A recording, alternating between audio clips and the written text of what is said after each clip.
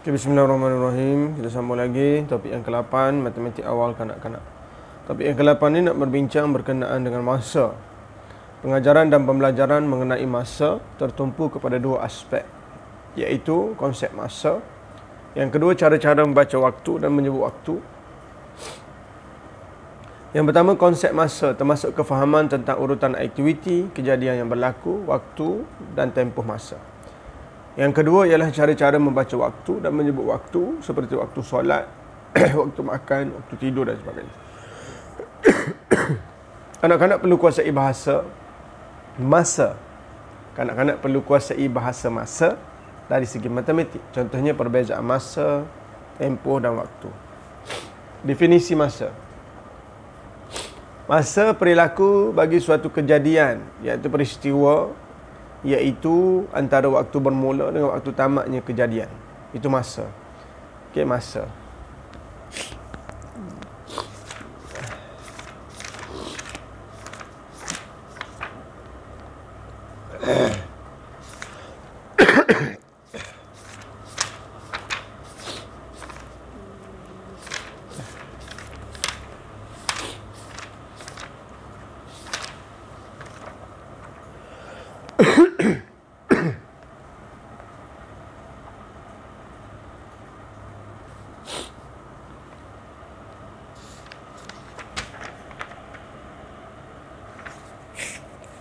Tempoh pula, lama masa berlakunya sesuatu kejadian. Contohnya jam, hari, minggu, bulan, puasa, raya dan lain-lain. Tahun, musim sejuk, musim panas, tengkujuh dan lain-lain. Tempoh. Masa ni ialah, balik pada definisi masa balik. Masa ialah perilaku bagi suatu kejadian, iaitu waktu start dan waktu habis. Itu masa. Contohnya final exam, start pukul 8, habis pukul 10. Itu masa. Tempoh. Tempoh ni, contohnya waktu final exam, tempoh dia berapa? 1 jam. Kalau jam, kalau final exam, tempohnya berapa lama? 2 minggu. Dalam masa 2 minggu tu kita ada final. Mungkin hari Ahad, mungkin hari Selasa, mungkin ada Ahad, Selasa, Rabu, Khamis tak ada. Itu tempoh. Waktu. Waktu ni sesuatu ketika, detik permulaan, pertengahan di antara waktu suatu ketika, detik permulaan, pertengahan, yakni di antara akhir sesuatu kejadian, iaitu peristiwa.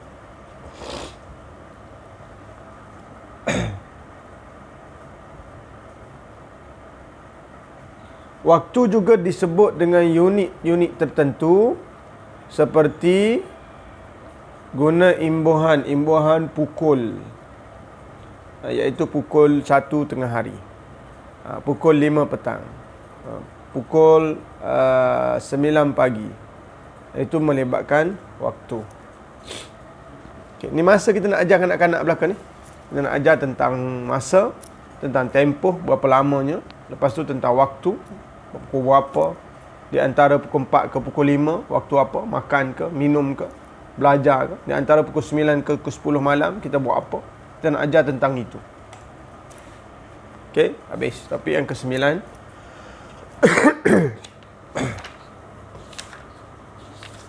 Topik yang ke-9 berkenaan dengan pengukuran. Mengenal ukuran.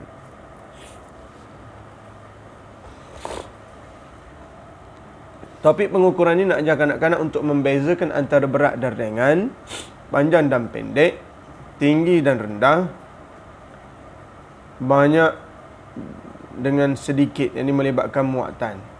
Dan kita nak ajar juga kanak-kanak menggunakan ukuran dengan unit sementara, iaitu ukuran berat guna dacing, kilo tu. Ukuran panjang guna unit sebarangan. Ukuran tinggi, tengok dulu.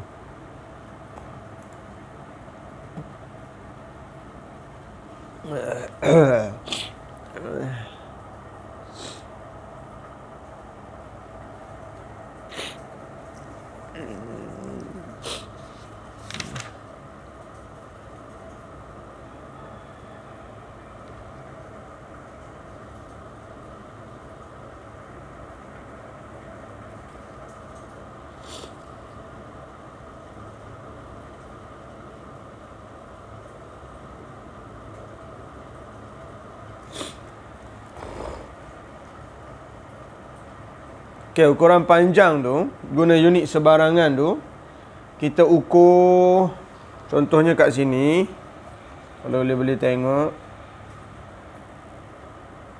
Okey, dia ukur buku ni guna cube. Dia ukur apa nama ni, reben ni dengan daun. Jadi dia jawapan dia, satu reben ni panjang 4 helai daun. Buku ni bersamaan dengan 7 cube. Contoh unit sebarangan. Kebolehan mengukur terbentuk daripada pengalaman, pengelasan dan perbandingan dan turutan. Ini daripada awal lagi. Antara kemahiran yang perlu dikuasai oleh kanak-kanak ialah mengukur objek mengikut panjang, tinggi dan berat. Jalankan aktiviti pengukuran mudah pada peringkat awal seperti mengukur meja, menimbang dan menyukat benda. Gunakan pelbagai alat pengukur seperti penimbang, sudu, cawan, tali pengukur, pembaris dan sebagainya. Okey, gunakan benda-benda yang basic. Alat ukur-ukur yang sebarangan. Contohnya panjang meja berapa pembaris. So ukur dengan pembaris, 1 pembaris, 2 pembaris, 3 pembaris. Antara benda yang boleh diukur ialah panjang suatu benda, menyukat suhu, mengukur tinggi, menyukat berat, menimbang bahan ketika menjalankan aktiviti memasak dan sebagainya. Kemahiran dalam ukuran. Yang pertama, mengenal ukuran. Ukuran panjang, tinggi rendah.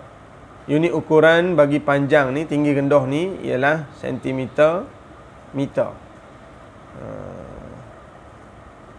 Sukatan berat pula, berat ringan. Ukuran dia ialah, unit ukuran dia ialah gram, kilogram. Kalau besar lagi, tan. Macam-macam lah. Tapi untuk kanak-kanak, gram, kilogram pun okey lah. Sukatan muatan, ini isi padu. Sukatan muatan ataupun isi padu.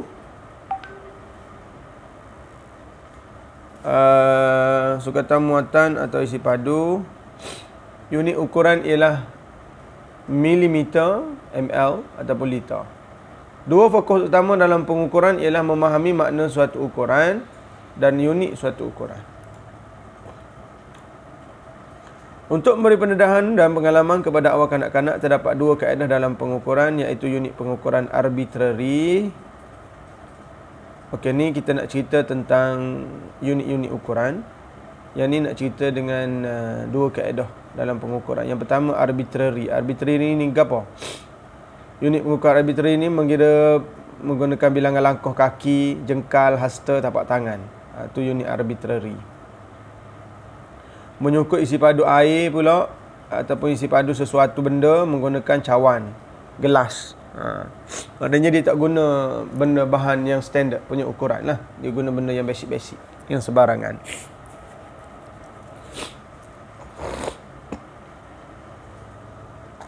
Meningkatkan inquiry penemuan kanak-kanak dalam matematik, berfikir secara kritikal dan logik. Itu tujuan semualah. Unit arbitrary ni, tujuan dia dapat memberi kanak-kanak inquiry, iaitu berfikir macam mana nak menyelesaikan masalah. Unit ukuran standard, sentimeter bagi panjang, tinggi, meter, kilometer. Ukur luas, sentimeter persegi, meter persegi. Mengukur isi padu, milimeter, liter. Mengukur suhu darjah Celsius. Mengukur berat, gram, kilogram. Mengukur tempoh masa, saat, minit, jam, pagi, petang dan sebagainya. Pengukuran melibatkan beberapa konsep matematik, pengelasan, pembandingan, seriasi, padanan satu sama satu. Okey, pengelasan. Objek diasing mengikut jenis atau sifat warna, saiz. Proses membezakan kanak-kanak menghasilkan objek mengikut persamaan objek kesesuaian. Proses pengelasan perlu melalui beberapa tahap, memilih, membanding, mengukur. Ini semua melibatkan ukuran, ini lagi besar. Pilih objek yang sama besar, banding. Ini kita dah bincangkan dulu. Cuma dalam skop ukuran ni, kita nak ajar kanak-kanak supaya memilih berdasarkan ciri ukuran pula. Objek ni berat, letak suku, letak asing. Banding, bezakan. Objek yang lebih ringan, asing. Objek lagi besar, lagi tinggi, letak asing. Dulu kita hanya melihat kepada ciri warna saja. Ciri warna, ciri bentuk. Sekarang ni kita nak melihat kepada ciri ukuran pula. Nak ajar kanak-kanak ukur yang mana lagi berat belah sini, ringan belah sini, tinggi belah sini, rendah belah sini, besar belah sini, kecil belah sini. Perbandingan. Proses mengaitkan dua benda berciri tertentu sebagai asal merupakan suatu antara ciri membanding ialah membanding ukuran panjang pendek, tinggi rendah, tebal nipis. Banding beza besar kecil saiz ni. Besar kecil. Membanding berat, berat ringan. Banding-banding untuk diletak dan diasing lah, supaya dia kenal yang mana lagi berat, yang mana lagi ringan, yang mana lagi besar, yang mana lagi kecil, dan boleh diasingkan. Seriasi menyusun set objek mengikut tertib atau susunan tertentu. Kebolehan menyusun menetip menurut konservasi dan pengelasan. Contohnya, menyusun mengikut pola turutan besar kepada kecil, panjang kepada pendek, kecil kepada besar, dan sebaliknya, begitulah. Padanan satu sama satu. Proses memadam bermula proses memadam objek mengikut warna. Padanan satu sama satu ni ingat lagi tak? Satu sudu, satu cawan. Satu sudu, satu garfu. Satu cawan, satu piring. Jadi dalam skop ukuran ni, kita nak memadam satu sama satu, iaitu berkenaan dengan bahan yang diukur. Okay? Berdasarkan saiz, warna, bentuk. Sama. Okay? 1 cm bahan bersama dengan 1 cm bahan. Sekilo berat benda tu bersamaan dengan 1 sekilo berat benda tu. Letak asing-asing. Okay, tapi 10 ruang tersambung lagi.